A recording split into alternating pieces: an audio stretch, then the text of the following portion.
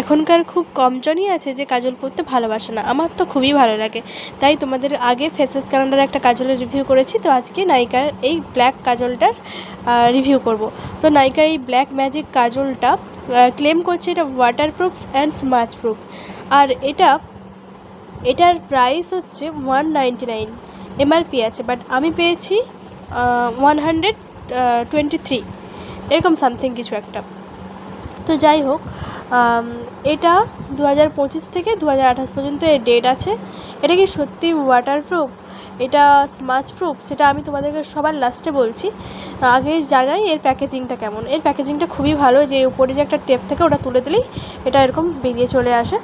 তো দেখো এই নাইকার এই লুকটা এইরকমই। তো যাই হোক, এটা তোমার স্মাচ প্রুফ কি লং লাস্টিং এটা আমি তোমাদেরকে একটু বলি। তো দেখো কাজলটা আমি জাস্ট পরে নিয়েছিলাম, তারপরে আরেকবার দিলাম।